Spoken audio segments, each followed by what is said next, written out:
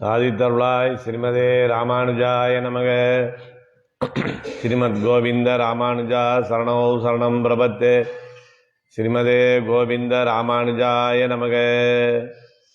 மார்கழி மாதம் திருப்பாவை நோன்பினுடைய தொடர்ச்சியாக இன்று நாம் 18வது நாள் நோன்பை நோட்டு கொண்டிருக்கிறோம்.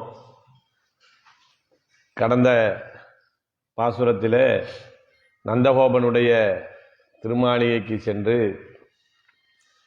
அங்கே முதலிலே நந்தகோபனை எழுப்பி அவரை முன்னிட்டு, அதற்கடுத்தாற் போல யசோதை பிராட்டியை முன்னிட்டு, அதற்கடுத்தாற் போல பலராமரையும் முன்னிட்டு, அதற்கு அடுத்தாற் போல கண்ணனை போய் முன்னிட்டு நின்றார்கள். ஆனால் கண்ணன் அப்பொழுதும் எழுந்து இவர்களுக்கு ஒரு எந்தவிதமான பதிலையும் சொல்லாமல், இவர்களிடம் மறுமொழி சொல்லாமல் பேசாமல் தான் இருந்தார். அப்போது அவர் யோசிக்கிறார்கள், பலராமரை நாம் பின்னாலே முன்னிட்டதற்காக நம்மிடம் கண்ணன் பேசாமல் இருந்தான் என்கிற ஒரு நிலையை உணர்ந்து, யசோதை பிராட்டிக்கு அடுத்தாற் போல பலராமனை எழுப்பி நாம் முன்னிட்டோம். இந்த நிலையிலும் கூட கண்ணன் நம்மிடம் பேசாமல் இருக்கக்கூடிய ஒரு நிலை இருக்கிறது என்றால், மீண்டும் நம்மிடத்திலே ஏதோ ஒரு குறை இருக்கிறது என்பதை அவர்கள் உணர்கிறார்கள். அப்போதுதான் யோசிக்கிறார்கள், நாம் இங்கே பிராட்டியை முன்னிட்டுத்தானே பகவானை சரணமடைய வேண்டும். அந்த நிலையை நாம் தவற விட்டு விட்டோமே. அதனால நாம் நப்பின்னை பிராட்டியை முன்னிட்டால்தான் கண்ணன் நமக்கு வேண்டிய ஒரு நன்மைகளை தருவான் என்று முடிவு செய்து, இந்த 18வது பாசுரத்தில் நப்பின்னை பிராட்டியை சரணமடைகிறார்கள் என்பதுதான் இந்த நிலையில் இருக்கக்கூடிய ஒரு விஷயம். இன்றைய பாசுரமானது, உந்து மதகளிற்றன் ஓடாத தோல்வழியன் நந்த கோபாலன் மருமகளே நப்பின்னாய் கந்தம் கமலும் குழலி கடைதிரவாய் வந்தெங்கும் கோழி அழைத்தனகான் மாதவி பந்தல் மேல் பல்கால் குயிலினங்கள் கூவினகான் பந்தார் விரலை உன் மைத்துணன் பேர்பாட செந்தகாமரை கையால் சீரார் வளையொழிப்ப வந்து திரவாய் மகிழ்ந்தேலோர் எம்பாவாய் என்கிற பாசுரம். இங்கே இந்த நிலையிலே அவர்களெல்லாம் முன்னிட்டாலும் கூட பிராட்டியை முன்னிட்டு நாம் சரணமடைய வேண்டும் என்ற நிலையை உணர்ந்து நப்பின்னை பிராட்டியை இங்கே சரணமடைகிறார்கள். நாம முன்னோர்கள் நமக்கு சொன்ன விஷயங்கள் எல்லாம் என்னவென்று பார்க்கிற போது, பெரிய பிராட்டியாரை சரணம் அடைந்தால்தானே நமக்கு வேண்டிய நன்மைகளை கொடுப்பார். அந்த நிலையை நாம் பெரிய பிராட்டியாரிடம்தானே வைத்திருக்கிறோம். ஆனால் இங்கே நப்பின்னை பிராட்டியை எழுப்ப வேண்டிய, முன்னிட வேண்டிய நிலை இருக்கிறதே என்று பார்க்கிற போது, கிருஷ்ணாவதாரத்தில் நப்பின்னை பிராட்டி தான் பிரதானமான ஒரு நிலையிலே இருக்கிறாள். அவளை முன்னிட்டுத்தான் நாம் பகவானை சரணமடைய வேண்டும் என்று இங்கே சொல்லுகிறார். எம்பெருமானை நாம் அடைய வேண்டும் என்றால் பிராட்டியை சரணமடைந்து அதற்கு பின்னே பெருமாளை நாம் அடைய வேண்டும் என்று சொல்லுகிறோம். பெருமாளை நாம் பிடிக்கணும்னு, அவரை போய் சரணமடையணும்னு ஒரு முடிவு எடுத்துட்டா நேர பெருமாள்கிட்ட போனால் அது நமக்கு நடக்குமோ நடக்காதோ என்கிற ஒரு நிலை இருக்கும். இப்போ தாயாரிடம் போங்கள் என்று சொல்லியிருக்கிறார்களே, அப்படி தாயாரிடத்தில் போனால் நமக்கு வேற யாராவது பரிந்துரை பண்ணணுமா அப்படிங்கிற ஒரு சந்தேகம் நமக்கு வரும். பெருமாளிடம் சரணமடைவதற்குத்தான் பிராட்டியினுடைய புருஷகாரம் பரிந்துரை வேண்டும். ஆனால் பிராட்டிக்கிட்ட போய் நாம் சரணமடைகிறதுக்கு யாருடைய பரிந்துரையும் தேவையில்லை. அவளிடம் இயற்கையாகவே இருக்கக்கூடிய அந்த கருணை குணம் அவளை சரணமடையக்கூடிய அனைவரையும் ஏற்றுக்கொள்ளக்கூடிய நிலையிலே தான் இருக்கும் என்பதனாலே அவருக்கு அப்படி ஒரு விஷயம் தேவையில்லை என்கிற செய்தியை நமக்கு சொல்லுகிறார். ராமாவதாரத்தில் ஆஞ்சநேயர் என்ன செய்கிறார் என்றால், முதலிலே லட்சுமணனை சரணமடைந்து, அதற்கு பின்னே ராமனை சரணமடைந்து, அதற்கு பின்னே சீதா பிராட்டியை சரணமடைகிறார் என்கிற ஒரு கிரமம் வைத்திருக்கிறார். அதான் சொல்றாங்க, லக்ஷ்மணனுடன் கூடிய ராமனுக்கு நமஸ்காரம் என்று சொன்னார். புத்திரியான அந்த தேவிக்கு நமஸ்காரம் என்று சொன்னார்.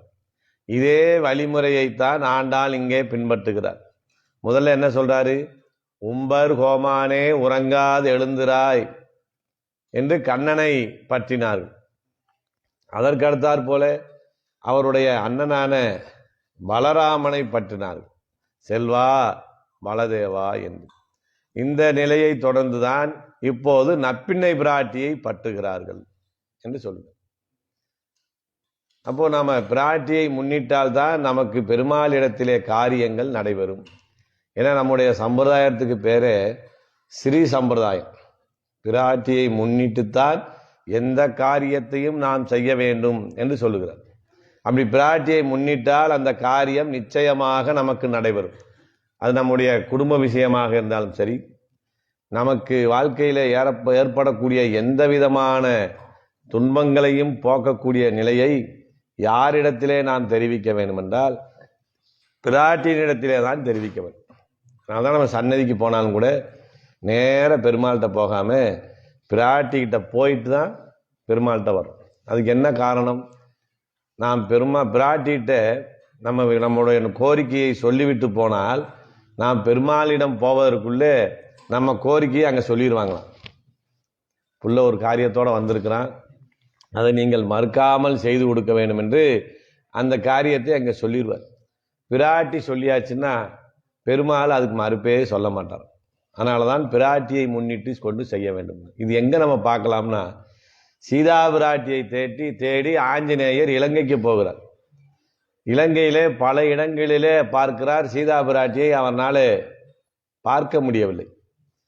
மனசு சோர்ந்துட்டார். அப்போ என்ன பண்ணுறாரு? நாம் சீதா பிராட்டியை பார்க்க வேண்டும் என்றால் என்ன செய்ய வேண்டும் என்று யோசிக்கிறார்.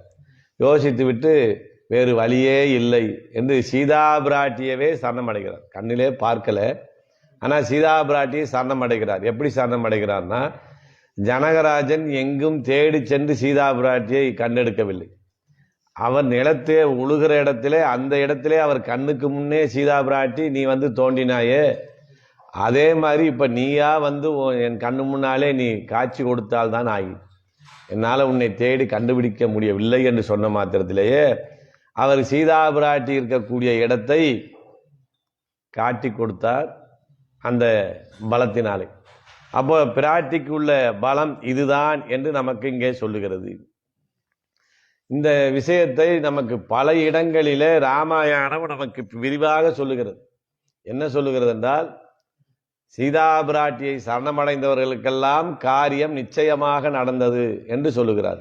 எப்படி சொல்றாங்க அப்படின்னு சொன்னா, ராமபிரான் தசரனுடைய உத்தரவை மேற்கொண்டு காட்டுக்கு புறப்பட வேண்டிய ஒரு சூழ்நிலை. அப்போ சீதா பிராட்டியும் உடன் வருகிறேன் என்று சொல்லுகிறார். அவரையும் அழைத்துக் கொள்கிறார். அப்போ இளைய பெருமானான லட்சுமணன் என்ன பண்ணார்? நானும் காட்டுக்கு வருவேன். எப்பா, நீ காட்டுக்கு வர்றதுக்கான உத்தரவை நமது தகப்பனார் நமக்கு இடவில்லை, என்னைத்தான் போக சொல்லியிருக்கிறார், நான் தான் காட்டிற்கு போக வேண்டும் என்று நமக்கு சொல்லுகிறார். அப்போ இளைய பெருமாள் என்ன செய்கிறார்னா, சீதா பிராட்டியை போய் கேட்கிறார், நான் நிச்சயமாக உங்களோடு வந்து உங்களுக்கு நாம் கைங்கரியம் செய்ய வேண்டும், அதற்கு நீங்கள் தான் ராமனிடம் எனக்கு அனுமதி பெற்று தர வேண்டும் என்று சீதா பிராட்டியை முன்னிட்டு தான் அவருக்கு இந்த காரியம் நடந்தது. சீதா பிராட்டி சொன்னாங்க, சரி வரேன்னு சொல்றாரு, நம்ம கூட வரட்டும் என்று சொன்னதுனால லட்சுமணனுடைய அந்த கோரிக்கை அங்கே பலித்தது. அதற்கு மேலே காக்காசூரன் என்று ஒருத்தன் தான். அவன் உலகிலேயே மிகப்பெரிய ஒரு அபராதம் செய்தவன். சீதா பிராட்டியினுடைய தேகத்தை காக்காசுரூபம் கொண்டு போய் தீண்டியவன். அவனை ராமபாணம் விட்டு அழிக்க பார்க்கிறார் ராமபிரான். அவனு எங்கெங்கேயோ போய் அலைஞ்சு பார்த்துட்டு எங்கேயும் அவனால் தப்பிக்க முடியல. கடைசியாக என்ன சொன்னாங்க எல்லாரும், போ பகவானிடையுமே போய் சரணம் அடைந்துரு, அப்பதான் நீ உயிர் பிழைக்க முடியும்னு சொன்னாங்க. அவன் எங்கே உயிர் பயத்தில் ராமபிரான் வந்து சரணம் அடையும் போது எப்படி விழுந்தான்? தலை மாறி கால் மாறி விழுந்தான். எப்படி போய் அவட்ட திருவடியில் விழுகிறதுன்னு கூட தெரியாத அளவுக்கு வந்து விழுந்திருக்கிறான். அப்போ சீதா பிராட்டி பக்கத்தில் இருந்து அவனை திருத்தி வச்சாங்களாம். எப்பா, தலை இந்த பக்கம் இருக்கணும், உன்னுடைய வால் இந்த பக்கம் இருக்கணும்னு திருத்தி வச்சாங்களாம். இதை பார்த்து ராமர் என்ன செய்தார்னா, இவனுக்கு சீதா பிராட்டினுடைய கருணை கிடைத்து விட்டது, இனி நாம் இவனை கொல்ல முடியாது என்று அந்த காக்காசூரனுக்கு ஒரு கண்ணை மட்டும் எடுத்து விட்டு விட்டான். எவ்வளோ பெரிய அபராதம் செய்தவன் அவனே பிராட்டினுடைய அனுகிரகத்தினாலே அங்கே மன்னிக்கப்படுகிறான். சுக்ரீவனுக்கு எப்படி ராமனுடைய நட்பு கிடைத்ததுன்னா, ராவணன் சீதா பிராட்டியை ஆகாய மார்க்கமாக தூக்கி செல்கிற போது தன்னுடைய ஆபரணங்களை எல்லாம் கலட்டி எரிந்து கொண்டே போனான்.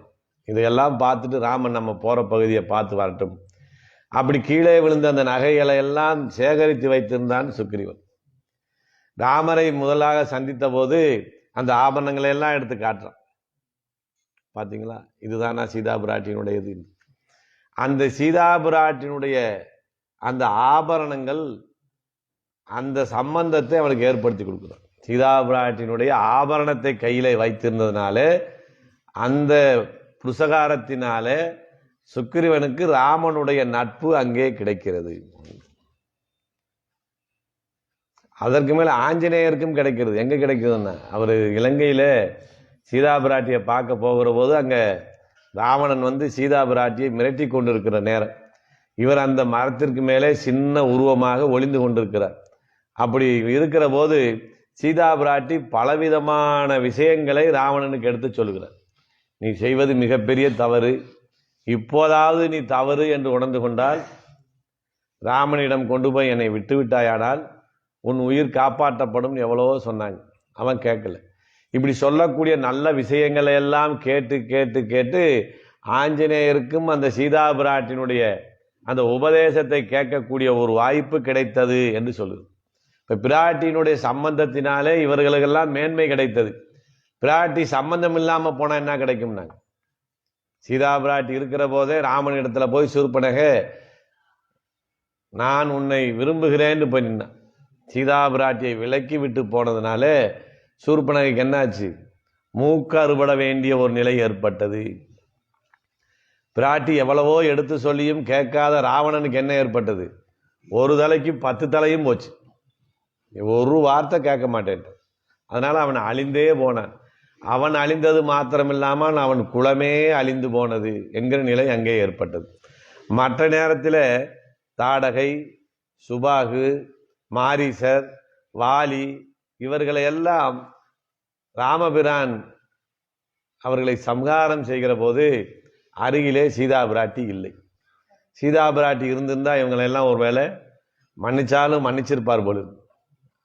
ராமாயணத்தை நல்லா பார்த்தோம்னா தெரியும், சீதா பிராட்டி அருகில இருக்கும்போது இவர் யாரையுமே கொல்லலை. ஏன்னா அந்த அம்மாவுடைய கருணை பார்வை பட்டுட்டா இவர் யாரையும் கொல்ல மாட்டார். அதனாலதான் இந்த பிராட்டினுடைய சம்பந்தம் நமக்கு மிகவும் மேன்மையானது என்று இங்கே சொல்லுகிறார். அதனால இதை வலியொட்டி ராமானுஜர் பிற்காலத்தில் என்ன செஞ்சார்னா, பகவானிடத்தில் போய் பின்னுள்ள ஆத்மாக்களுக்கெல்லாம் நன்மையை வேணும் என்று கேட்டு போகிறார்.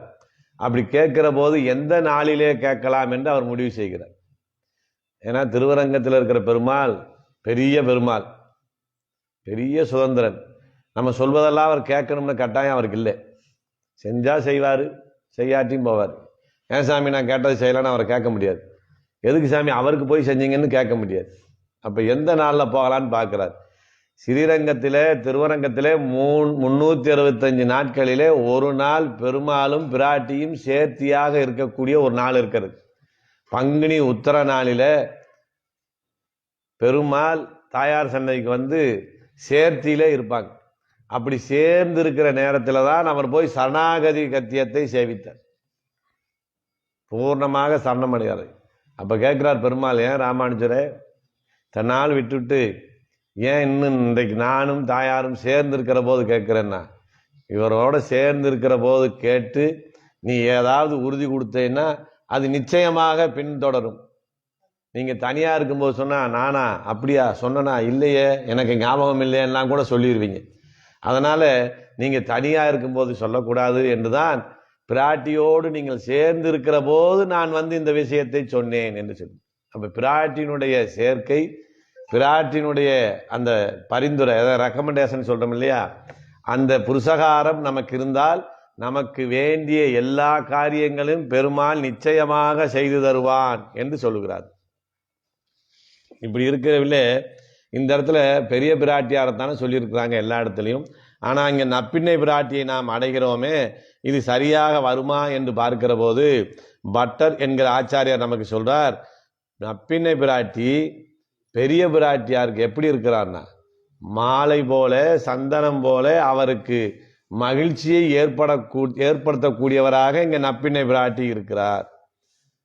அதற்கு மேல நப்பின்னை பிராட்டி தன்னை எப்படி நினைச்சிருக்காங்கன்னா, பெரிய பிராட்டியான மகாலட்சுமிக்கு நாம் திருவடி போன்றவள் என்று நினைத்து கொண்டிருக்கிறோம். அப்ப நப்பின்னை பிராட்டி யாரு? பெரிய பிராட்டியாருடைய திருவடி. நம்ம எங்க விழுந்தா காரியம் நடக்கும்? ஒருத்தட்ட போய் நம்ம காரியம் சாதிக்கணும், என்ன செய்கிறோம்? பூர்ணமாக அவருடைய திருவடியை சேவிச்சுட்டா நமக்கு வேண்டிய காரியங்கள் நடக்கும். இப்ப நப்பின்னை பிராட்டி திருவடியாகவே இருப்பதனால அவரை சரணமடைந்தாலும் நமக்கு அந்த பெரிய பிராட்டியாரை சரணமடைந்த அந்த பலன் நிச்சயமாக கிடைக்கும் என்று இங்கே சொல்லுகிறார். ஏன்னா பெருமாள் ஒவ்வொரு இடத்துல ஒவ்வொரு சில நிலையில இருக்கிறார். ஒவ்வொரு இடத்துல யார் யாரை முன்னிட்டு சரணமடையணும்னு ஒரு கணக்கை நம்ம முன்னோர்கள் சொல்லியிருக்கிறார். என்ன சொல்லியிருக்கிறார்னா, பகவான் எப்படிப்பட்டவன்னா, கூந்தல் மலர் மங்கைக்கும் மண்மடந்தைக்கும் குளவாயர் கொழுந்துக்கும் கேள்வன் தன்னை. இங்க 3 பிராட்டியார் அவருக்கு இருக்கிறார் என்பதை இங்கே சொல்லுகிறார். குழலார் கோவலர் மடப்பாவையும் மண்மகளும் திருவும் நிழல் போல்வர்கிறார். மடப்பாவையும் மண்மகளும் பெரிய பிராட்டிக்கு நிழல் போலே இருக்கிறார்கள் என்று சொல்வதனால இந்த மூவருக்கும் உள்ளே எந்த விதமான வேறுபாடும் இல்லை என்பதை ஆழ்வார்களும் சொல்லியிருக்கிறார்கள். வேத சாஸ்திரங்களும் இங்கே நமக்கு சொல்லியிருக்கிறது. இப்போ பரமபதத்தில் போய் நாம் பெருமாளை சரணம் அடையணும்னு வச்சுக்கோங்க. அப்போ இந்த மூவரை முன்னிட்டு நாம் சரணம் அடைய வேண்டும். அங்கே 3 பேருமே இருக்காங்க. அந்த 3 பேரை முன்னிட்டு நாம் சரணம் அடைய வேண்டும். அதற்கடுத்தாற் போல திருப்பார்கடலில் இருக்கிறார் என்று சொன்னால் அங்கே என்ன செய்கிறாங்கன்னா, ஸ்ரீதேவி பூதேவி என்று சொல்லப்படக்கூடிய 2 தாயாரோடு இருக்கிறார். அந்த இருவரையும் முன்னிட்டு நாம் சரணம் அடைய வேண்டும். ராமாவதாரத்திலே சரணம் அடைகிறோம் என்றால் பெரிய பிராட்டியின் அம்சமான சீதா பிராட்டியை முன்னிட்டு நாம் இங்கே சரணம் அடைகிறோம். வராக அவதாரத்திலே சரணம் அடைகிறோம் என்றால் அங்கே பூமி பிராட்டி அருகிலே இருக்கிறாள். அங்கே பூமி பிராட்டியை முன்னிட்டு சரணம் அடைகிறோம். இங்கே கிருஷ்ணாவதாரத்திலே கண்ணனை சரணம் அடைகிறோம் என்றால் நாம் யாரை முன்னிட வேண்டி இருக்குன்னா, நீலாதேவியின் அம்சமான நப்பின்னை பிராட்டியை முன்னிட வேண்டி இருக்கிறது. அதனால நப்பின்னை பிராட்டியை முன்னிடுவது நமக்கு எல்லா விதத்திலும் நன்மைகளை பெற்றுத்தரும் என்கிற செய்தியைத்தான் இங்கே நல்ல சொல்ல போகிறார். என்ன சொல்றாங்க? அந்த நப்பின்னை பிராட்டியை சொல்லுகிற போது, கண்ணனை பற்றி சொல்லுகிற போது என்ன சொல்றோம்? கண்ணான்னு சொன்னா சந்தோஷப்படுறாரா இல்லையோ? நந்தகோபன் குமரன் சொன்னா அவர் சந்தோஷப்படுறார். நந்தகோபாலனுடைய குமரன் மகன் என்று சொன்னா கண்ணன் மிகவும் சந்தோஷப்படுவார். அதனால அவனை சொன்னாங்க நந்தகோபன் குமரன் ஏராந்த கன்னி யசோதை இளஞ்சிங்கம்னு அவர்களை முன்னிட்டு சொன்னாங்க. அவருடைய மனைவி என்பதனாலே நப்பின்னை பிராட்டி எதை ஆசைப்படுகிறார்னா, நந்தகோபனுடைய மருமகள் என்று தன்னை சொல்லிக் கொள்வதிலே மிகப்பெரிய பெருமை இருக்கு. நான் இன்னாருக்கு மருமகள் என்று சொல்வதிலே அவருக்கு அவ்வளோ பெரிய மகிழ்ச்சி என்பதனாலே முதலில் என்ன செய்கிறார்கள், அந்த நந்தகோபனுடைய வீரதீர பராக்கிரமங்களையும் மேன்மையை சொல்லிவிட்டு அவரை முன்னிட்டு நப்பின்னை பிராட்டி அடைகிறார்கள். அதான் சொல்றாங்க, உந்து மதகளித்தன். நந்தகோபன் எப்படிப்பட்ட வீரமிக்கவராகனா, மதங்கொண்ட யானை எதிரே வந்தாலும் கூட அதை கைகளினாலே உந்தி தள்ளக்கூடிய சக்தி படைத்தவர். யானையை பார்த்தா நம்ம ஓடிடும். அதுல மதம் பிடிச்ச யானை வந்தா எந்த திசையில இருக்கோம்னே தெரியாது. ஆனா அப்படிப்பட்ட யானையை கூட எதிரே நின்று தன் தோல் வலிமையினாலே அதை பிடித்து தள்ளி விரட்டக்கூடிய சக்தி படைத்தவனாக இருக்கிறான் என்பதைத்தான் இங்கே நமக்கு என்ன சொல்றாங்க, உந்து மதகளித்தன் என்று சொல்லுகிறார். இந்த யானையை இவர் தள்ளக்கூடிய இந்த சக்தி படைத்தவராக இருந்ததனாலே தான் இவருக்கு பிறந்த மகனான கண்ணன் கம்சனுடைய பட்டத்து யானையான குவளையாபிட யானையை சாதாரணமாக வாளை பிடித்து சுருட்டி இருந்தார். அப்ப கண்ணனுக்கு ஏற்பட்ட மேன்மைக்கு யார் காரணம்னா, நந்தகோபனுடைய மகனாக இருப்பதுதான் காரணம் என்றும் இங்கே ஆண்டாள் நாச்சியார் நமக்கு தெரியப்படுத்துகிறார். அப்படி உந்து மதகளித்தன்.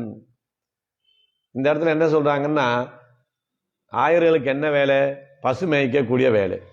அப்ப நந்தகோபன் என்ன இருக்கும்? பசுகள் தானே இருக்கும். இவரிடத்துல யானை எங்கே இருந்து வந்தது என்று ஒரு கேள்வி கேட்கிறாங்க. இவர்கிட்ட யானை இல்லை, இவர்கிட்ட பசுக்கள் தான் இருக்கு. ஆனா இவருடைய நண்பரான வசுதேவர் இருக்கிறாரு, அவர் ஒரு நாட்டுக்கு மன்னன், அவரிடம் யானைகள் இருக்கிறது. அப்போ இவருக்கு 2 பேருமே கண்ணனுக்கு என்ன வேணும்?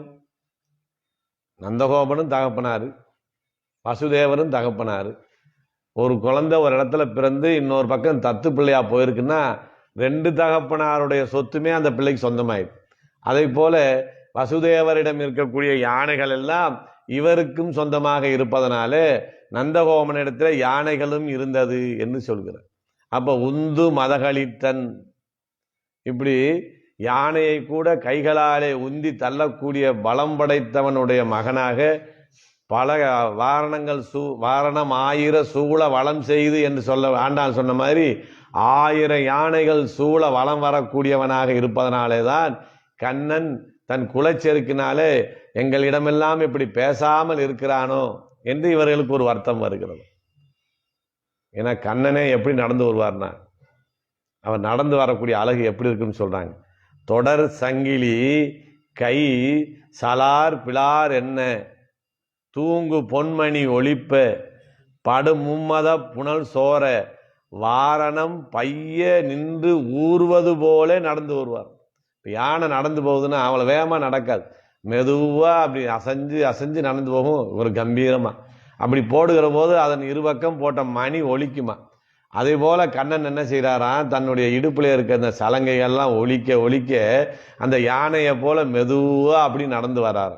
ஏன்னா யானைகளை பார்த்து பார்த்து வளர்ந்ததுனாலே கண்ணனுக்கும் அந்த குணம் இருக்கிறது என்று சொல்லுகிறார்கள்.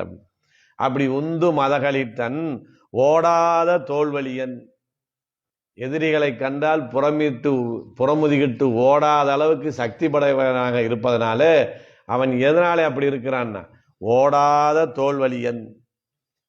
எதிரிகள் வந்தால் அவர்கள்தான் இவனை பார்த்து விட்டு ஓட வேண்டுமே ஒழிய எதிரிகளை பார்த்து புறமிட்டு ஓடக்கூடிய நிலை எப்போதுமே நந்தகோபனுக்கு வந்ததில்லை. ஏன்னா அவ்வளவு பலம் வாய்ந்தவனாக அங்கே இருக்கிறான்.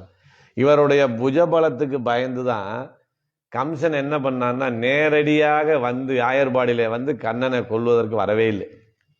பலவிதமான அசுரர்களை அனுப்பினான், தன் ஏவலாட்களைத்தான் அனுப்பினானே ஒழிய தான் நேரே வந்து கண்ணனை கொல்வதற்கு வரவில்லை. ஏன்னா நந்தகோபனுக்கு அஞ்சித்தான் அங்கே கம்சன் வரவில்லை என்பதை பற்றித்தான் இங்கே சொல்லுகிறார். அப்போ இவங்களுக்கு என்ன ஒரு சந்தோஷம், கண்ணனுக்கு கம்சனாலே எந்த விதமான ஆபத்து வரும் என்று நாம் பயந்திருந்தோமே, ஆனால் நந்தகோபன் ஓடாத தோல்வலியனாக இருப்பதனால கண்ணனுக்கு இனி ஒரு விதமான ஆபத்தும் வராது. அதனால கண்ணனுக்கு ஆபத்து வந்து விடுமோ என்ற பயம் நமக்கு தேவையில்லை என்று சொல்லுகிறார். தோல்வலியன் ஏன் அந்த எண்ணம் அவர்களுக்கு ஏற்படுகிறதுன்னா, இந்த உலகம் யாருடைய தோளினுடைய நிழலிலே ஒதுங்கி இருக்கிறது, யாருடைய புஜபலத்திலே ஒதுங்கி இருக்கிறது என்றால் ராமனுடைய புஜபலத்திலே ஒதுங்கி நிற்கிறது. பரமாத்மாவான ஸ்ரீமன் நாராயணனுடைய புஜ வலிமையிலே போய் அங்கே நிற்கிறது. இந்த உலகத்தை எல்லாம் காத்து ரட்சிக்கக்கூடியவனுடைய புஜபலம் வாய்ந்தவனாக பரமாத்மா இருக்கிறான். அதான் சொல்றார், பின்னை நெடும்பனை தோல்மகில் பீடுடை மின்னை அமரர் முழு முதலானே என்று பகவானுடைய மேன்மையை சொல்கிறார். அதனாலே தான் நப்பின் என்ன செய்கிறா, கண்ணனுடைய புஜபலத்துக்கு மயங்கி அவனுடைய தோளிலே சாய்ந்திருக்கிறார். ஆயர்பாடியில் இருக்கிற பெண்கள்லாம் என்ன சொன்னாங்க, இவ்வளவு சக்தி மிக்கவனாக கண்ணன் இருக்கிறானே என்று அவனுடைய புஜபலத்தை பார்த்து அங்கே மயங்கி கிடக்கிறார்கள். ஆனா இங்க என்ன ஆகுது, அவ்வளவு புஜபலம் படைத்த கண்ணனையும் காப்பாற்றக்கூடிய புஜபலம் படைத்தவனாக யார் இருக்கிறான்னா அந்த நந்தகோபன் இருக்கிறான். அதனாலே ஓடாத தோல்வலியன் அப்படின்னு சொல்லுகிறார். இதனாலதான் அங்கே மல்லர்களை கொல்லுகிற போது கம்சனுடைய அரண்மனையில அங்கே யானையை கொண்டு முடித்து விட்டு அங்கே இருந்த மல்லர்களோடு யுத்தம் செய்ய வேண்டும் அப்படின்னு சொன்னாங்க. அப்ப மல்லர்கள்ட்ட சொல்லிடுறான் கம்சன், அவன் சின்ன பையன், நீங்க பெரிய மல்யுத்த வீரர்கள், எப்படியாவது நீங்க கண்ணனை முடிச்சிடணும்னு சொல்ற. போய் சண்டை போடுறாங்க. ஆனா சண்டை போடும்போது மல்யுத்தம்னாலே ஒருத்தருக்கு ஒருத்தர் தன் உடம்பை கோர்த்து கொண்டுதான் சண்டை போடணும், அதான் அந்த விதிமுறை. ஆனா இந்த யுத்தம் நடந்து முடிஞ்ச பிறகு கண்ணன் மேலே பூசிய சந்தனம் அழியலையாம், தோல்ல போட்ட மாலை கசங்கலையாம். சர்வ சாதாரணமாக மல்லர்களை கொன்று விட்டான். அதுக்கு என்ன காரணம்னா, இந்த ஓடாத தோல் வலிமை படைத்த நந்தகோபனுடைய மகனாக இருப்பதனாலே தான் கண்ணனுக்கும் இந்த பெருமை ஏற்பட்டது. நந்தகோபாலா அப்படிங்கிறாங்க. இந்த ஆயர்வாடியில் இருக்கக்கூடிய அனைவரையும் காக்கக்கூடியவனாக இருக்கக்கூடிய ஒரு தலைவனை இந்த பெண்கள் எப்படி சர்வசாதாரணமாக நந்தகோபாலா என்று அழைக்கக்கூடிய நிலையிலே இவர்களோடு இறங்கி பழகக்கூடியவனாக இருக்கிறான். அப்படி நீ நந்தகோபன் என்று எங்களால் பெயர் சொல்லி அழைக்கக்கூடிய அளவிலே எங்களோடு இறங்கி பழகக்கூடியவனாக இருந்தும் இன்னும் நீ எங்களுக்கு முகம் காட்டாமல் இருக்கிறாயே, அந்த உங்கள் மாமனார் எங்களுக்கு எவ்வளவு கருணையோடு காட்டுவார், அவருடைய மருமகளாக இருந்தும் நீ எங்களுக்கு இன்னும் முகம் காட்டவில்லையே என்று நப்பினை பிராட்டியை கேட்கிறாங்க. இங்க சொல்லும்போது என்ன சொன்னாங்க, நந்தகோபாலன் மருமகளே என்று மாமனாரை சொல்லித்தான் மருமைகளை சொல்லுது. இந்த இடத்துல நப்பினையுடைய தகப்பனார் கும்பன், கும்பன் மகளே அப்படின்னு சொல்லியிருந்தா நப்பினை பிராட்டி வரமாட்டாங்க. ஏன்னா திருமணம் முடித்து பிறந்த வீட்டிலிருந்து கணவன் வீட்டுக்கு போய்விட்டால் அந்த குடும்பத்தினுடைய பெருமைதான் நமக்கு சேரும். அதுக்கு நம்ம பிராட்டி பல இடங்களிலே உதாரணங்களை செய்திருக்கிறார். கும்பனை காட்டிலும் நந்தகோபனிடத்திலே அதிகமான மரியாதை வைத்திருந்ததுனாலே தான் இந்த கோஷ்டியில் அவர் என்ன சொல்றாங்க, நந்தகோபாலன் மருமகளே என்று அவருடைய சம்பந்தத்திட்டு சொல்லுகிறார். கும்பர் மகளேன்னு அவங்க கூப்பிடவே இல்லை. அது மாதிரி ராமனை திருமணம் முடித்து கொண்டு வந்த பிறகு ஜனகனுடைய மகள் என்பதை பற்றி சீதா பிராட்டி பெருமை கொள்ளவே இல்லை. நான் ராமனுக்கு மனைவி, தசரத மகாராஜாவுக்கு நான் மருமகள் என்று அந்த விஷயத்தை தான் ஆசைப்பட்டார். பெரிய பிராட்டியார் எங்கே பிறக்கிறார், திருப்பார்கடலை கடைகிற போது கடலிலே பிறக்கிறார். அப்படி கடலிலே பிறந்த பெரிய பிராட்டியார் பகவானுடைய மார்பை வந்து அடைந்த பிறகு மீண்டும் தன் கடலுக்குள்ளே போனாருங்கிறது இருக்கவே இருக்காது. கணவன் வீட்டுக்கு வந்துட்டா மீண்டும் பிறந்த வீட்டுக்கு போவதே இல்லை என்கிற நிலையை இங்கேயும் நமக்கு பெரிய பிராட்டியார் எடுத்து காட்டியிருக்கிறார். சரி, அயோத்திக்கு வந்த பிறகு எப்பயாவது ஒரு தடவை சீதா பிராட்டி தன் கணவனை அழைத்து கொண்டு மாமனார் வீட்டுக்கு விருந்துக்கு போனான்னு எங்கேயாவது வருதான்னா சீதா பிராட்டி அயோத்திக்கு வந்தது தான். அதற்கு பிறகு ஜனக்புரிக்கு போகவே இல்லை. ஆக தன்னுடைய எந்த குடும்பத்தில் நாம் வாழ்க்கைப்படுகிறோமோ அந்த குடும்பத்தினுடைய மேன்மைதான் நம்மை சேர்ந்தது என்பதை இங்கே பெரிய பிராட்டியாரும் நப்பினை பிராட்டியும் நமக்கு காட்டி கொடுத்திருக்கிறார்கள். அதனால இவங்க என்ன சொல்றாங்க, நந்தகோபாலன் மருமகளே அப்படின்னு கூப்பிடுறாங்க. இது எதுக்காக சொன்னாங்க, இப்படியெல்லாம் வீரம் மிகுந்த தோல்வலி மிகுந்த நந்தகோபனுடைய மருமகளே என்று சொன்னால் இந்த நப்பினை பிராட்டி எழுந்து நம்மோடு பேசுவாங்க, நம்ம கோஷ்டியில் சேருவாங்கன்னு நினைச்சுதான் இவங்க கூப்பிடுறாங்க. ஆனா உள்ளே அந்த நப்பினை பிராட்டி என்ன நினைச்சாங்களாம், நந்தகோபாலன் மருமகளேன்னு பொதுவா சொல்றாங்க. கண்ணன் பிறந்த பிறகு இந்த ஆயர்பாடியில இருக்கக்கூடிய இளம்பெண்கள் அனைவருமே நந்தகோபனுடைய மருமகள் தான். அதனால இவங்க நம்மளைத்தான் கூப்பிடுறாங்கன்னு நம்ம தவறாக நினைக்க கூடாது. இவங்க யாரையோ கூப்பிடுறாங்க அப்படின்னு நினைச்சு அங்க என்ன சொன்னாங்களாம், நப்பின்னை பேசாம இருந்தாங்களாம். எந்த விதமான பதிலையும் இவர்களுக்கு அவர்கள் சொல்லவில்லை அப்படின்னு சொன்னாங்க. ஆனா இவங்க என்ன சொன்னாங்க, நப்பின்னாய் சொன்னாங்க. திருப்பி நந்தகோபன் மருமகளேன்னு சொல்லும்போது இந்த அம்மாவுக்கு இப்படி ஒரு சந்தேகம் வந்தாலும் வந்திருக்கும். அதனால நம்ம என்ன செய்யணும், நப்பின்னா என்று அவளுடைய பேரை நாம் சொல்ல வேண்டும் என்று சொல்லுகிறார். ஏன்னா நாங்கள் இந்த கண்ணனை அடைவதற்கு, இந்த நோன்பை நிறைவு செய்வதற்கு எவ்வளவு ஆர்வமாக இருக்கிறோம் என்பதை இந்த நப்பினை பிராட்டி தெரிந்து கொள்ள வேண்டும் என்பதற்காக சந்தோஷத்தில நப்பின்னா என்று அழைக்கிறார். அவனுடைய மேன்மை தெரிந்தும் கூட பேரை சொல்லித்தான் அழைக்கிறார். ஏன்னா அர்ஜுனன் என்ன பண்ணாரு, கண்ணனை பரமாத்மாவாக நினைக்கவே இல்லை. எப்ப பார்த்தாலும் கண்ணா கண்ணா கிருஷ்ணான்னு பேர் சொல்லியே கூப்பிட்டார். அவ்வளவு ஒரு நெருக்கமாக இருந்தது போல இந்த ஆயர்பாடி பெண்கள் என்ன செய்யறாங்க, தலைவனுடைய மருமகளாக இருந்தாலும் சரி, ஏன்னா தலைவனையே பேர் சொல்லி அழைக்கக்கூடியவர்கள்.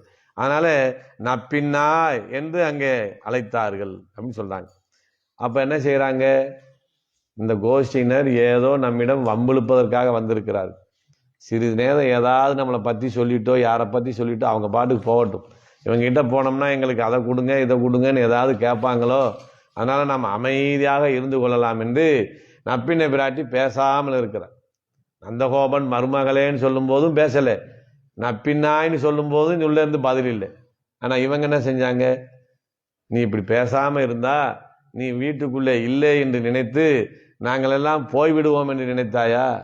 நீ வீட்டுக்குள்ளதான் இருக்க, அது எங்களுக்கு தெரியும் என்று சொன்னாங்க. எப்படி தெரியும்னா, கந்தம் கமலம் குழலி என்று சொல்லுகிறார். உன் கூந்தலிலே இருந்து வரக்கூடிய வாசனை எங்க வாசல் வரைக்கும் வந்து கேட்கும். அது எங்களால நுகர முடியுது. அந்த வாசனை எங்களுக்கு அடிப்பதனாலே நீ வீட்டுக்குள்ளே தான் இருக்கிறாய் என்பது எங்களுக்கு தெரியும். நீ பேசாமல் இருந்தால் வீட்டுக்குள்ள நீ இல்லைன்னு சொல்லி நாங்க போயிடுவோம் நீ நினைச்சீங்கன்னா அது மிகப்பெரிய தவறு. நீ வீட்டுக்குள்ளே இருப்பது எங்களுக்கு நன்றாக தெரிகிறது என்று சொல்லுகிறார்.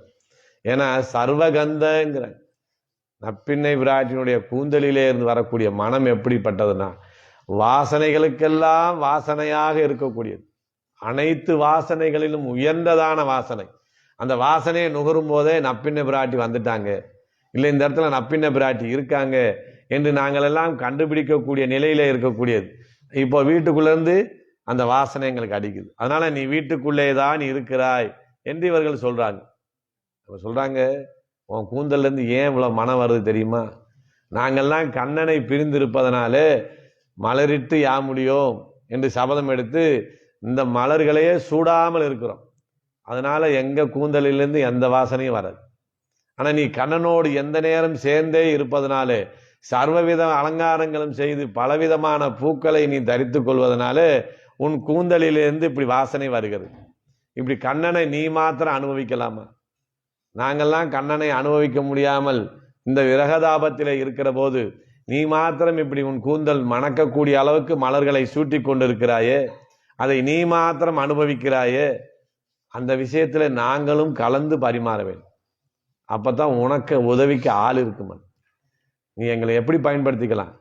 கண்ணனுக்கான சந்தனமாக, கண்ணனுக்கு சூடக்கூடிய மலராக, இந்த நிலையிலாவது நீ எங்களை பயன்படுத்தி கொள்ள வேண்டுமே ஒழிய நீயாக அனுபவிக்க கூடாது. அது எங்களுக்கும் அதிலே உரிமை இருக்கிறது. அதனால என்ன செய்வாய்? கடை திறவாய், உன்னுடைய வாசலை திறந்து விட வேண்டும். அந்த வாசனை எங்களுக்கு முழுமையாக கிடைக்க வேண்டும். அந்த வாசனைக்கு காரணமான கண்ணனை நாங்களும் சேர்ந்து அனுபவிக்க வேண்டும் அப்படின்னு சொல்றோம். அதுதான் சொல்றாங்க, உந்தன் திருவுள்ளம் இடர்கெடுந்தோறும் நாங்கள் வியக்க இன்புறுதும். நீயாக நாங்கள் வியக்கக்கூடிய அளவிலே நீ கண்ணனை அனுபவிக்கிறாயே. நீ என்ன செஞ்சிருக்கணும்? அடியார் குழாங்கள் உடன் கூடுவது என்றுகளோ என்று பலர் கூடி அனுபவிக்க வேண்டிய கண்ணனை நீ மாத்திரம் அனுபவிப்பது முறையில்லை. அதனாலே கடை திறவாய் அப்படின்னு சொல்றாங்க. அப்ப அந்தமா பார்த்தாங்க, இவங்க எதுவும் நம்ம கிட்ட பதில் வாங்காம போக மாட்டாங்க போல இருக்கு, நாம ஏதாவது ஒரு பதில் சொல்லலாம் என்று முடிவு செய்து ஒரு பதில் சொல்றாங்க. என்ன சொன்னாங்க? நான் கேள்விப்பட்ட வரைக்கும் திருப்பாவை நோன்பை அதிகாலையில தானே செய்ய வேண்டும் என்று நீங்கள் எல்லாம் பேசி முடித்து இந்த நோன்பு நடைபெற்று வருகிறது. ஆனா என்னை எழுப்பும் போது மட்டும் இப்படி நடு ராத்திரியிலே வந்து எழுப்புனா நான் எப்படி கதவை திறந்து வெளியே வருவது? அதனால நீங்கள் விடிந்த பிறகு வரலாம் என்று சொல்லுகிறார். அப்ப வெளியே இருக்கவங்க சொன்னாங்க, விடிஞ்ச பிறகுதான் வந்திருக்கோம், நீதான் இன்னும் விடியவில்லை என்று நினைத்து கொண்டிருக்கிறாய். விடிந்ததுக்கு உண்டான அடையாளம் என்ன? கோழி கூவியதே. கோழி கூவிட்டா பொழுது விடிந்ததாகத்தானே அர்த்தம். நாங்க ஏதோ ஒரு கோழி கூவி இருக்கும். நாங்க இல்லை இல்லை, பல கோழிகள் கூவியது. ஒரு சேவல் சத்தம் போட்டுருச்சுன்னா என்ன ஆகும்? மற்ற சேவல் தன்னை போலவே கூவ ஆரம்பிச்சு. அதை போல இந்த கோழிகள் சேவல்கள் எல்லாம் கூவி இருக்குமே ஒழிய இது ஒரு அடையாளமாக இருக்காது அப்படின்னு சொன்னாங்க. எங்கும் கோழி அலைத்தனகான்ங்கிறாங்க. ஏதோ வீட்டை சுற்றி இருக்கிற ஒரு 4-5 கோழி கூவல, ஆயர்வாடியில இருக்கக்கூடிய அத்தனை கோழிகளும் கூவி விட்டது. அதாவது வந்து எங்கும் கோழி அலைத்தனகான் அப்படின்னு.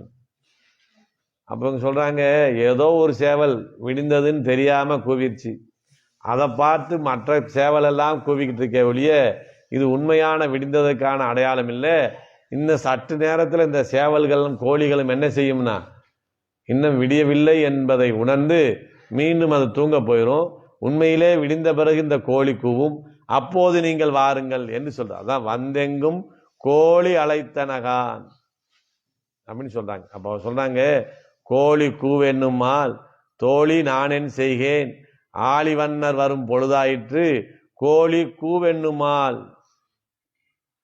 கோழி கூவு வேமா, நீ கூவினா தான் விடிந்தது என்று கண்ணன் வருவான், கண்ணன் வந்தால் தான் நாங்கள் கண்ணன்கிட்ட நாங்கள் அவனுடைய கூடி இருக்க முடியும் என்று நீங்கள் எப்போதும் சேவல் சத்தத்தையே எதிர்பார்த்து இருப்பதனாலே உங்களுக்கு அப்படி சத்தம் கேட்கிறது அப்படிங்கிறத இவங்க பதில் சொல்றாங்க. கோழி அழைத்தனகான், அப்படி கோழி அழைத்து விட்டது, விடிய போகிறது, இந்த நேரத்தினால தானே நம்ம கண்ணன் கூட சேர்ந்து இருக்க முடியும், அதனாலே நீ வந்து எங்களோடு சேர வேண்டும் என்று சொல்றது. அப்போ அவங்க சொல்றாங்க, சாமக்கோழிகள் கூவி அடங்குகிற கணக்கில் அடங்கிவிடும். இது வந்து விடிகாலையில் கூற கோழி இல்லை, இது சாமக்கோழி. சாமத்திலே கூவி விட்டு அது மீண்டும் உறங்கிவிடும். அதனால அதை நான் அடையாளமாக எடுத்துக்கொள்ள முடியாது, வேறு அடையாளம் இருந்தால் சொல்லுங்கன்னு சொன்னாங்க. அப்ப இவங்க சொல்றாங்க, மாதவி பந்தல் மேல் பல்கால் குயிலினங்கள் கூவினகான்.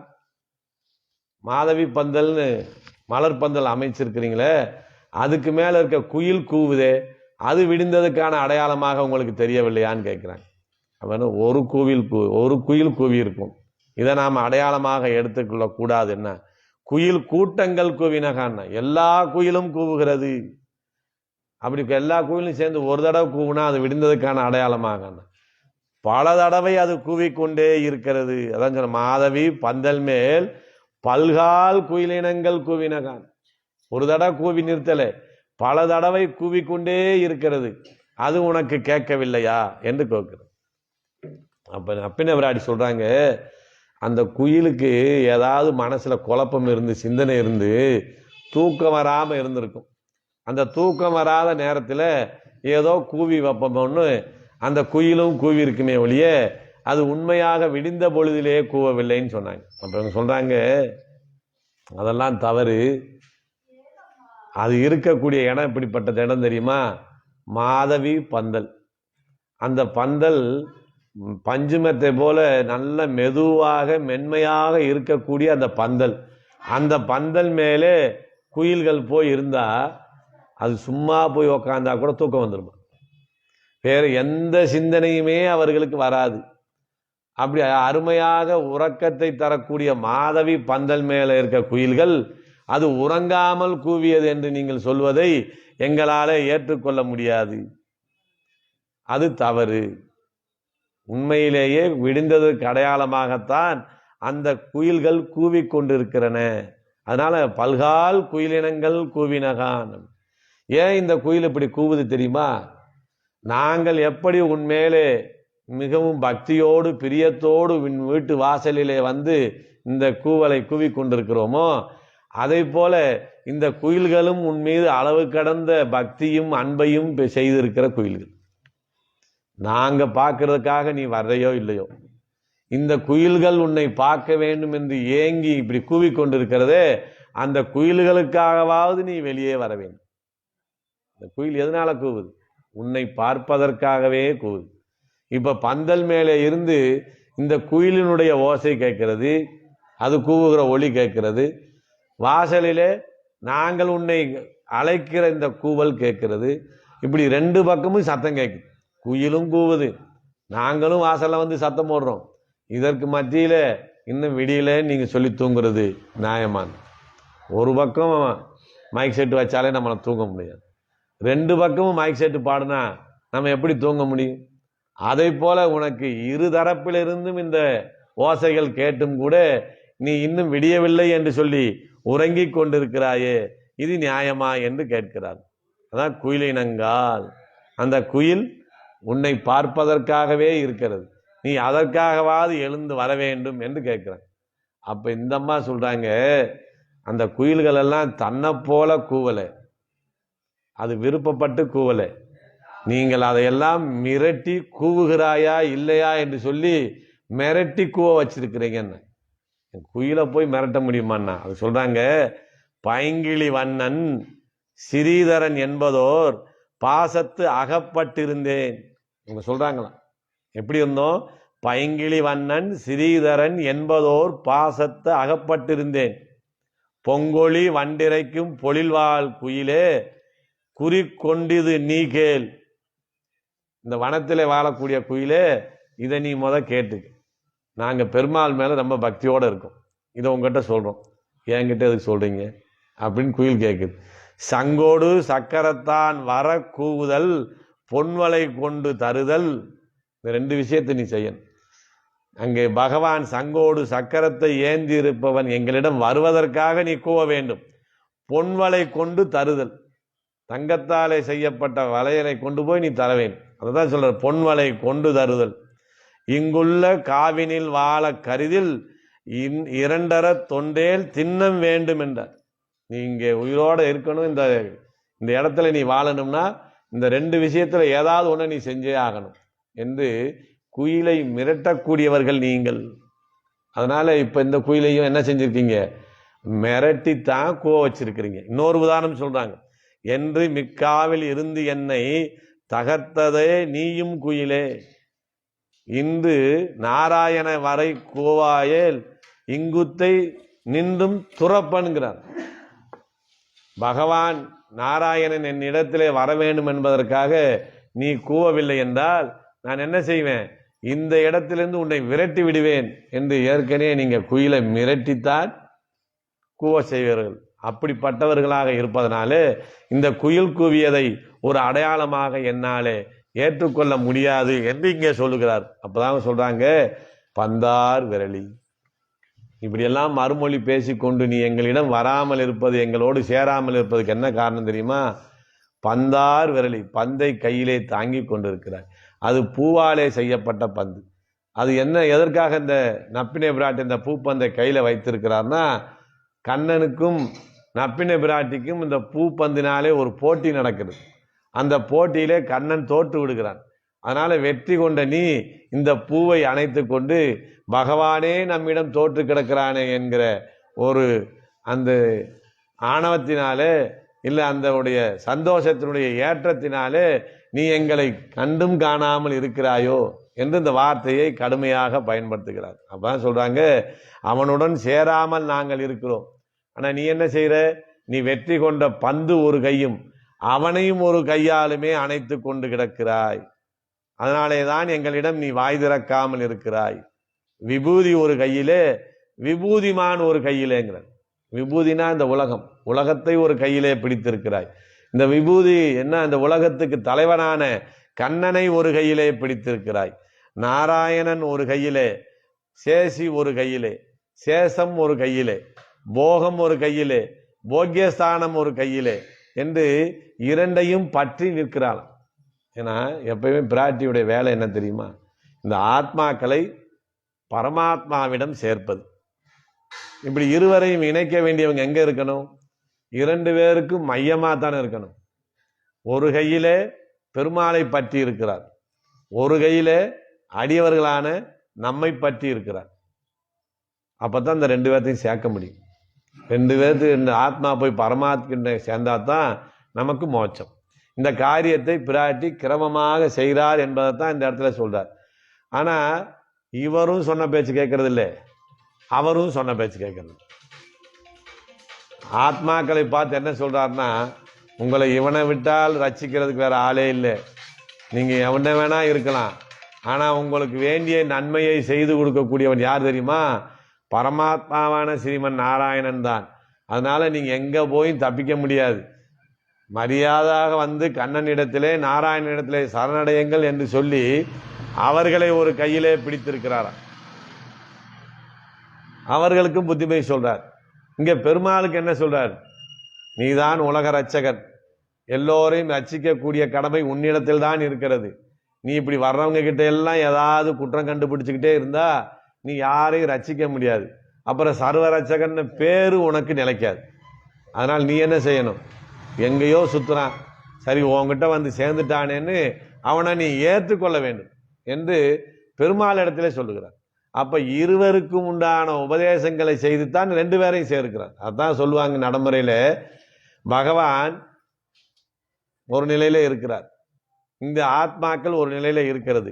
2 பேரையும் திருத்தக்கூடிய காரியத்தை யார் செய்யறா, பிராட்டி செய்யறாங்க. எப்படி செய்யறாங்கன்னா, நம்மளுக்கு அவங்க பிள்ளை, அதனால நமக்கு என்ன சொல்றாங்கன்னா, அருளாலே திருத்துகிறார். கூப்பிட்டு நம்மளை மடியில உட்கார வைத்து பக்குவமாக எடுத்து சொல்றாங்க, நீ நல்ல கதி அடைய வேணும்னா இவரை விட்டா வேற ஆளை கிடையாது, நீ இவரை விட்டுட்டு வேறு எங்கேயாவது போய் நாம் மோட்சம் அடைஞ்சிடலாம்னா நடக்கவே நடக்காது. இவர் தான் கொடுத்தாகணும். அதனால நீ இவரிடத்திலே வர வேண்டும் என்று அந்த அடியவர்களை அருளாலே திருத்தக்கூடியவர். அப்படியே பெருமாள் அவர்கிட்ட போய் நான் உனக்கு அருள் கொடுக்குறேன்னு சொல்ல முடியுமா? ஏன்னா உலகத்துக்கே அருளை கொடுக்கக்கூடியவன் பரமாத்மா. அங்க என்ன சொல்றாங்கன்னா, அவரை தன் வசப்படுத்துவதற்காக தன்னுடைய அழகாலே திருத்தி கையில வச்சிருக்கிறாங்க. தன் அழகிலே பகவானை வசப்படுத்தி கையில வைத்திருக்கிறார். இங்கே அடியவர்களை அருள் செய்து தன் வசப்படுத்தி வைத்திருக்கிறார். இந்த இருவருக்கும் வேண்டிய நன்மையை செய்து கொடுக்கிறார். இவரை காப்பாற்றியே ஆகணும், இவன் தஞ்சமடைந்தே ஆக வேண்டும் என்ற நிலையிலே இருக்க வேண்டியதுதான் இந்த பிராட்டியினுடைய நிலை. அதனால தான் இங்க சொல்றாங்க, பந்தார் விரலி. அப்படி நீதான் எங்களுக்கு வேண்டிய நன்மையெல்லாம் செய்யக்கூடிய இடத்திலே இருப்பதனாலே நீ எங்களிடம் மறுமொழி பேசாமல் எங்களை பகவானிடத்திலே சேர்த்து எங்களுக்கு நன்மை செய்ய வேண்டும் என்று கேட்கிறார். அப்பதான் அவன் கொஞ்சம் மனசு இறங்குறாங்க. ஏன்னா அயர்வாடி பிள்ளைகள் நினைச்சோம், ஞான குறைவான பிள்ளைகள் நினைச்சோம், இந்த மாதிரி பெரிய சாஸ்திர விஷயங்கள்லாம் தெரியாதுன்னு நினைச்சோமே. ஆனா சரியான விஷயத்த நம்மகிட்ட சொல்லிட்டாங்க. இந்த ஆத்மாக்களையும் பரமாத்மாவையும் சேர்க்க வேண்டிய பொறுப்பு உன்னுடையதானேன்னு சொன்ன பிறகு இவங்க கிட்ட நம்ம மறுமொழி பேசக்கூடாதுன்னு, சரி வாங்க நீங்க வந்த காரியம் என்ன என்று கேட்கிறார். அப்பதான் சொல்றாங்க, உன் மைத்துனன் பேர்பாட. நாங்க எதுக்கு வந்திருக்கோம்? உன்னுடைய மைத்துனன் யாரு? உன்னுடைய தலைவன் கண்ணனுடைய நாமங்களை சொல்வதற்காகத்தான் இங்கே வந்திருக்கிறோம். அவனுடைய நாமத்தை ஏன் நீங்க சொல்லணும்னா? ஒன்றும் இல்லை, நாங்கள் கேள்விப்பட்டோம் உங்க 2 பேர்த்துக்குள்ள ஏதோ சின்ன ஒரு கலவரம் நடக்குதான், பிரணய கலவரம், உரிமை போர். கணவனுக்கும் மனைவிக்கும் நடக்கக்கூடிய ஒரு உரிமை போர் நடந்து கொண்டிருக்கான். அப்போ உனக்கும் 4 பேர் ஆதரவா பேசணும், அதற்காக நாங்கள் வந்திருக்கிறோம். ஏதாவது கண்ணன் நாங்க இருக்கும்போது பேசுறாருன்னா உன் கூட சேர்ந்து நாங்களும் அவர் கூட சண்டைக்கு வரோம். உன் பக்கத்தில் இருக்க நியாயத்தை எடுத்து சொல்வதற்கு ஆள் வேணும் இல்லையா? அதனாலே நாங்கள் உங்களிடம் அவனுடைய நாமத்தை சொல்லுகிறோம் என்று கேட்கிறார்கள். அதான் உன் மைத்துனன் பேர்பாட, அதற்குத்தான் நாங்கள் வருகிறோம் என்று சொல்லுகிறார். அந்த நிலையில என்ன செய்கிறார்? அப்ப பிராட்டிக்கு ஒரு சந்தோஷம். ஓ, நமக்கு ஆதரவாகவும் இத்தனை பேர் இருக்கிறார்கள், ஒருத்தர் 2 பேர் கிடைச்சா போதுன்னு பார்த்தோம். ஆனா ஆயர்பாடியில் இருக்கிற 5 லட்சம் பெண்களும் நமக்கு ஆதரவாக நிற்கிறார்களே. அப்ப நாம் என்ன செய்யணும்? இவர்களை ரட்சித்தே தீர வேணும் என்ற முடிவு செய்து கதவை திறந்துக்கிட்டு உள்ள வாங்கன்னு கூப்பிடுறாங்க. அப்ப இவங்க சொல்றாங்க, நாங்களா கதவை திறந்துட்டு வர்றதா இருந்தா எப்பயோ வந்திருப்போம். உன் கையாலே உன் வாசல் கதவை திறந்து விட வேண்டும். அப்பதான் நீ எங்களுக்கு அனுமதி கொடுத்து எங்களை ஏற்றுக்கொண்டாய் என்பதற்கு அடையாளமாகும். அதனால செந்தாமரை கையால், செம்மையான தாமரை போன்ற உன் கைகளாலே அந்த கதவை திறந்து நீ உள்ளே விட வேண்டும் என்று சொன்ன. சரி, என் கையாலே திறந்து விடுறேன் அப்படின்னு அந்த அம்மா எந்திரிச்சு என்ன செய்யறாங்கன்னா, இந்த வளையலை இப்படி சரி பண்ணிக்கிட்டு கதவை திறக்க வர்றாங்க. இதை இவங்க பார்த்துடுறாங்க. தப்பு தப்பு, அப்படியெல்லாம் திறக்கக்கூடாது. அந்த வளையலை நீ முன்னமே விட்டுருக்கணும். நீ நடந்து வருகிற போது அந்த வளையோசை கேட்க வேண்டும். அந்த வளையலுடைய ஓசையோட செந்தாமரை கையாலே நீ திறந்து விட வேண்டும். செந்தாமரை கையால் சீரார் வளையொழிப்ப திரவாய் அப்படிங்கிறாங்க. அப்ப இவங்களுக்கு என்னென்ன ஆசை பாருங்க. உன்னுடைய செந்தாமரை போன்ற கைகளினாலே திறந்து விட வேண்டும். அதிலே இருக்கக்கூடிய வளைகளுடைய ஓசையை நாங்கள் காதாலே கேட்க வேண்டும். அதற்கு மேலே நீ வர வேண்டும். எங்கள் மேல உண்மையான பாசம் இருக்குன்னா அதை நிரூபிக்கிறதுக்கு என்ன வழி? எங்களுக்காக நீ 4 அடி நடந்து இந்த கதவை திறந்து விட வேண்டும். செந்தாமரை கையால் சீரார் வளையொழிப்ப திரவாய் என்று சொல்லுகிறார். அப்படி திறந்தால் எங்களுக்கு என்ன ஏற்படும்? மகிழ்ச்சி ஏற்படும். அதுதான் எங்களுக்கு உண்மையான மகிழ்ச்சி அப்படின்னு சொல்றேன். துக்கப்பட்டவர்களுக்கு உதவினோம் என்கிற எண்ணத்தோடு அல்லாமல் நம்ம அடியவர்களுக்கான காரியத்தை நாம் செய்தோம் என்கிற நிலையிலே நீ செய்கிற போது எங்களுக்கும் மகிழ்ச்சி, உங்களுக்கும் மகிழ்ச்சி. செந்தாமரை கையால் சீரார் வளையொழிப்ப திரவாய் மகிழ்ந்துங்கிறாங்க. அப்ப எங்களுடைய காரியத்தை செய்தால் யாருக்கு மகிழ்ச்சி? இப்ப நமக்கான ஒரு காரியம் கேட்டு போறோம், அந்த காரியத்தை அவங்க செஞ்சு கொடுத்துட்றாங்க. அப்ப யாருக்கு மகிழ்ச்சி? நமக்கு தானே மகிழ்ச்சி. நாம் அவர்கிட்ட ஒரு உதவி கேட்டு போனோம், எனக்கான காரியத்தை அவர் செய்து கொடுத்துட்டார், அப்படி நம்ம தானே சந்தோஷப்படணும்னா. ஆனா இவங்க என்ன சொல்றாங்க? எனக்கான காரியத்தை செய்துவிட்டு நாங்கள் சந்தோஷப்பட மாட்டோம், நீங்கள் சந்தோஷப்படணும். நம்ம அடியவர்களுக்கு உண்டான காரியத்தை எல்லாம் நாம் செய்து கொடுத்து விட்டோம் என்று நீங்கள் சந்தோஷப்படுவதற்காகத்தான் நாங்கள் இங்கே வந்திருக்கோம். இது எப்படி சாத்தியமாகுமான்னு? ராவண சம்ஹாரம் முடிந்த பிறகு விபீஷனுக்கு பட்டம் சுட்டுறாங்க. பட்டம் சுட்டும் போது யார் இங்கே சந்தோஷப்படணும்? இலங்கைக்கே நம்ம ராஜாவாயிட்டோம்னு விபீஷணன் தானே சந்தோஷப்பட்டுக்கணும். அந்த இடத்துல ராமன் சந்தோஷப்பட்டார். என் மனசில் இருந்த பெரிய குறை நீங்கி போச்சு. இந்த விபீஷணனுக்கு இந்த இலங்கையை நான் சொந்தமாக்கி விட்டேன், இதுதான் எனக்கு மிகப்பெரிய மகிழ்ச்சின்னு ராமன் தானே சந்தோஷப்பட்டார். அது மாதிரி நீ சந்தோஷப்பட்டு வந்து திரவாய். அப்படி நீ வருவதனாலே இதுவரை உன்னை காணாமல் இருந்த எங்கள் கண்ணினுடைய வருத்தம் தீர வேண்டும். வளையொலிப்ப அந்த வளையலுடைய சத்தம் கேட்பதனாலே எங்களுக்கு செவிப்பட்ட பட்டினி தீர வேண்டும். பேர் பாட அவனுடைய பேரை பாடுவதனாலே எங்கள் நாக்கு இத்தனை நாள் கிடந்த பட்டினி தீர வேண்டும். செந்தாமரை கையால் அந்த கைகளாலே வந்து நீ எங்களை தொடுவதனாலே எங்கள் மேலே பர்சம் பட வேண்டும், வயிறு நிறைய வேண்டும். அதற்கு மேலே கந்தம் கமலம் குழலி, உன்னுடைய கூந்தல் மணக்க வருகிற போது அந்த வாசனை எங்கள் மூக்கு நுகர்கிறதே, அந்த சந்தோஷம் என்று வேணும். இதெல்லாம் எங்களுக்கு சந்தோஷம். இத்தனை சந்தோஷம் ஒரே நேரத்தில் வேணும். எங்கள் கண்ணு சந்தோஷப்படணும், எங்கள் காது சந்தோஷப்படணும், எங்கள் வாய் சந்தோஷப்படணும், எங்கள் மூக்கு சந்தோஷப்படணும், எங்கள் உடம்பு சந்தோஷப்படணும். இத்தனையும் ஒரே நேரத்தில் நடக்கணும்னா நீ என்ன செய்யணும்?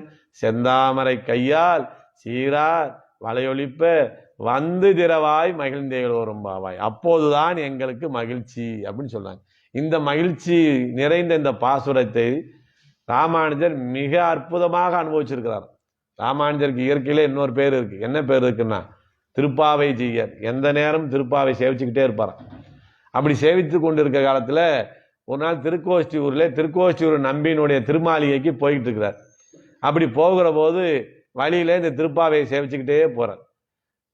சேவிச்சுக்கிட்டே போகும்போது அவருடைய திருக்கோஷ்டியூர் நம்பியுடைய வாசலுக்கு போகும்போது இந்த பாசுரம் வந்து உந்து மதகளிட்டன்கிற பாசுரம் வருது. அங்கே போய் வாசலுக்கு முன்னாடி நின்று பாடிக்கிட்டே இருக்கிறார். அப்போ இந்த சத்தத்தை கேட்டு திருக்கோஷ்டியூர் நம்பியுடைய மகள் தேவகி பிராட்டி கதவை திறக்கிறாங்க. அவன் ஆண்டாள் மாதிரி ஒரு சிறு குழந்தை. அந்த பெண் கதவை திறக்கிற போது இவர் எந்த வார்த்தைக்கு வர்றாரு? செந்தாமரை கையால் சீரார் வளையொலிப்ப வந்து திரவாய்ன்னு இவர் சொல்லிக்கிட்டு இருக்கிற போது அந்த பாவனையோடு அங்கே கதவை திறக்கப்படுகிறதான். அந்த ஆண்டாள் மாதிரியே ஒரு பெண்ணு அந்த வளையல் ஓசை எழுப்ப அந்த கதவை திறக்கிறாங்க. திறந்தது திருக்கோஷ்டியூர் நம்பினுடைய மகள் தான். இவருக்கு என்ன ஆகி போச்சு? ஆண்டாளே திறக்கிறாங்கன்னு ஆகி போய் படான்னு அந்த சிறு குழந்தை காலில் அவர் விழுந்துடுறார். ராமானுஜர் அந்த அம்மாவுக்கு பயம், என்ன இவ்வளோ பெரிய ஞானியா இருக்கிறாரு, காசாயம் கட்டியிருக்கிறாரு, திரிதண்டம் வச்சிருக்கிறாரு, இவர் நம்ம திருவடியை சேவிக்கிறாருன்னு பயந்து வீட்டுக்குள்ளே ஓடுறாங்க. ஓடி போய் திருக்கோஷ்டியூர் நம்பிட்டு சொல்கிறாங்க, அப்பா இந்த மாதிரி ஒரு பெரிய மகான் வந்திருக்கிறாரு, என்னுடைய திருவடியை சேவிக்கிறார்னு. அவர் சிரிச்சுக்கிட்டே வந்தார். ராமானுஜர் எழுந்திருந்துச்சு திருக்கோஷ்டியூர் நம்பி வணங்கினார். அப்போ தான் கேட்டார் அவர், உந்து மத கலிட்டன் பாசுரம் பாடிக்கிட்டு வந்தீங்களா அப்படின்னு கேட்டு. அவர் எவ்வளோ பெரிய ஞானி, இங்கே என்ன நடந்திருக்கும்னு ராமானுஜரும் சொல்லலை, மகளும் சொல்லலை, ஆனால் அவர் கண்டுபிடிச்சிட்டார். இந்த நிலையினாலே தான் இந்த ராமானுஜர் நம் மகளுடைய திருவடியை சேவித்திருக்கிறார் என்று இந்த பாசுரம் ராமானுஜருக்கு மிகவும் உகப்பான ஒரு பாசுரம் என்று சிறப்பான பாசுரத்தை இன்றைய தினத்திலே ஆண்டாள் நாச்சியார் நமக்கு அருளி செய்திருக்கிறார்கள் என்று சொல்லி நிறைவு செய்கிறேன். ஸ்ரீமதே ராமானுஜாய நமः.